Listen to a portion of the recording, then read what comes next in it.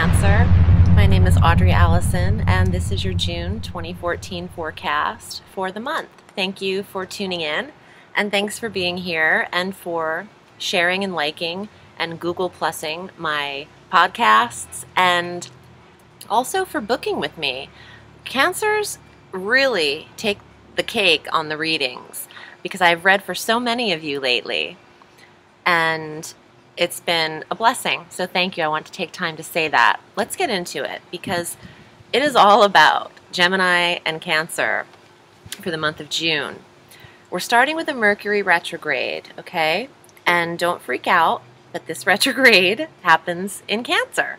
3 degrees Cancer from June 7th through the end of June until July 1st. However, the retrograde happens at 3 degrees Cancer from June 7th through June 17th. So 10 great days in your first house of self. So expect your communication misunderstandings, delays, technical glitches, computer and car situations might go awry, or they're just delays. Mercury slows things down. But then from the 17th of June through June 30th or July 1st, Mercury, he'll retrograde deeper into Gemini, into your 12th house, which I don't mind for a Cancer. A retrograde in the 12th house. The 12th house is your quiet time. It's your rest. It's spirituality. You don't really mind things slow in that sector. So Gemini being right behind you on the astrological wheel, that's your quiet place. So make sure that you take the time to really maybe meditate, think, revise, rewrite, reanalyze, relax, so you don't have to redo these things later when Mercury kind of screws with you. So that's what's up for basically the last 3 weeks of June. Mercury clears his shadow period. He goes direct on July 1st, but officially clears the shadow of the retrograde on the 26th of July. But I'm comfortable with things moving relatively forward on the 1st of July. On the 9th of June, Neptune, the planet of disillusion and fantasy, retrogrades as well at 7 degrees Pisces. And this is a sister water sign from you, Cancer. This is your 9th house. You know, Neptune, when he's direct, creates a fog around the sector he's placed in, and he's been in your 9th house of higher education and religion and philosophy and long-distance travel for an adventure for quite a while. But him retrograding allows you to see things very clearly and lifts the fog.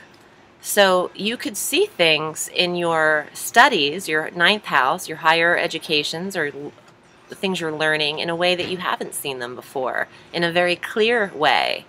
You know the song by Johnny Nash, I Can See Clearly Now? That's what's up when Neptune is retrograde. So I don't mind Neptune retrograde. I appreciate taking off the rose-colored glasses and seeing things for what they are.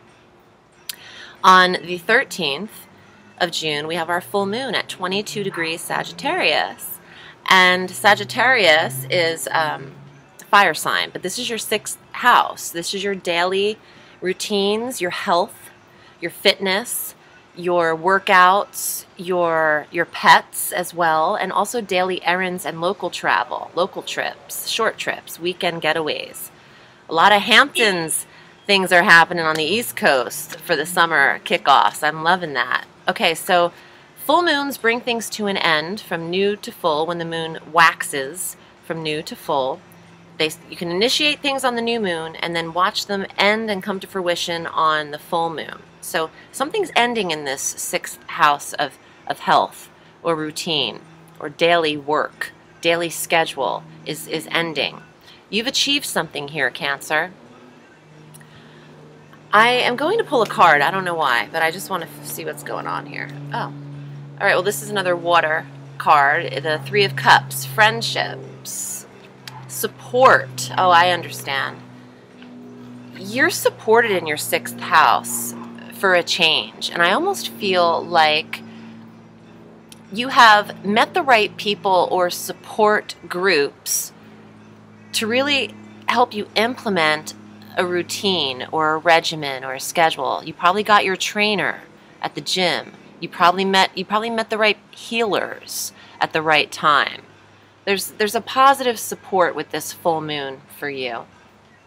On the 17th is when Mercury retrogrades again to Gemini into your restful house, which I'm not mad at. We like our rest in the 12th house. Chiron is also scheduled to retrograde on the 20th in your 9th house of faraway places again. And Chiron is meeting up with Neptune, both retrograde in your 9th house. Really not a great time for long distance travel in the second half of June with a Mercury retrograde there. But don't forget, you have Jupiter in your first house, still comfortably stationed in Cancer, and Jupiter will be with you until next month, July 17th. He'll switch into your second house of money, which is going to be a great forecast next month, big time, because Jupiter stays with you in a sign for a whole freaking year. So you can expect your money house to be amped up. But we'll get into that next month.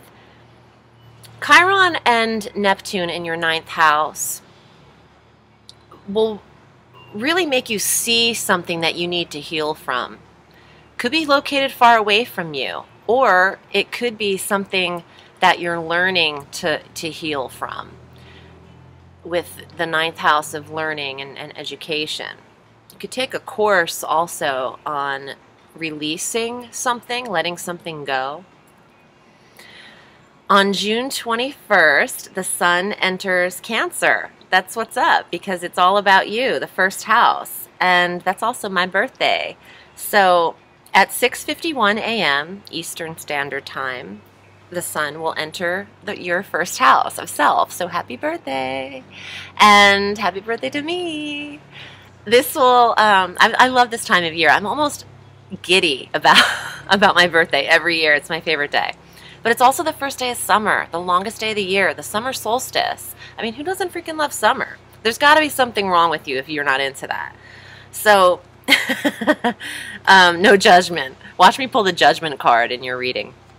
Anyway, okay, so the Sun is shining in this sector like it does every year for you in your first house of self, personality, ego, expression. You're feeling good, you're looking good, because Venus is transiting into, on the 23rd, Venus then moves, the planet of love and money, moves into the 12th house of this quiet area right before the first house. Venus really wants you to rest and to recuperate and to really just relax into the changing of the seasons. I wouldn't want to push too much. I think that you're being granted this restful wish, okay? So take advantage of that. Also, Venus could bring money to you for spiritual endeavors, for practices that you like to incorporate, like metaphysical aspects into your life, meditations and group meditations or yoga classes, something like that. June 25th through the 28th, we have a planetary opposition happening that happens every 2 years or so between Uranus and Mars. Mars is in Libra and Uranus has been in Aries. Uranus is direct and Mars is direct now. This is your 4th and 10th house. This is home and career. Cancer, you need to balance. There's going to be stress there's going to be a stressful aspect. Oppositions are stressful between your home life and your 10th house of career, your career life.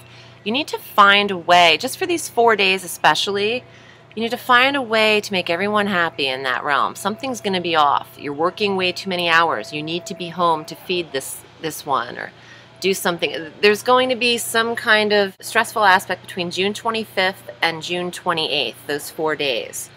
It's an exact opposition. On June 27th, that's when our new moon is.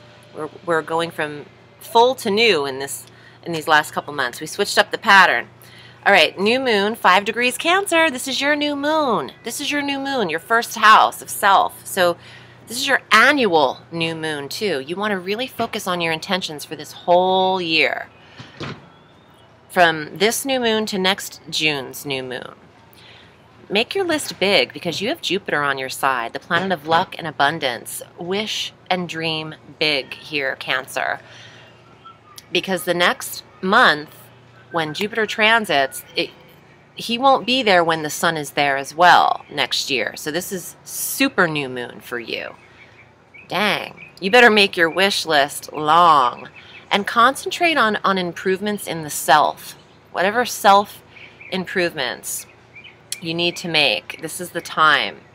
Even though Mercury is retrograding with you, with the support of the Sun and Jupiter, the two biggest planets we have, we call the Sun a planet in Western astrology, but they're the most abundant. The Sun's life force, I mean, no one lives or exists without it, and Jupiter, the biggest planet of abundance, join your first house. Very beautiful. In fact, it's just immense. So go with that and dream and make your wish list big. Let me get to the cards. Also, if you want to book with me, I've been reading tarot for 20 years. So you can book with me at audreyallison.com. I do readings all through the week. And if you're interested in having an astrological reading, or both, or a combination, you know, whatever, you can select your desired reading length on my website, audreyallison.com. And I range anywhere from 10-minute readings to an hour-and-a-half reading. And we can go from there, okay? And I'm also on Facebook at Audrey Allison Astrology and Tarot. You could find me there. All right, here's some of the reading cards. Ace of Swords. You're cutting your losses. You're also very positive. You have a desired outcome. You have one very, very, very good idea. You have a lot of good ideas, but one of them is superb.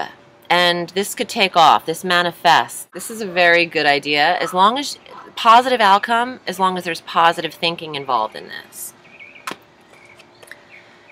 This is the Seven of Swords. You have swords cards here, so you've got opposition against you. It could be people's energies, you know, but what else is new?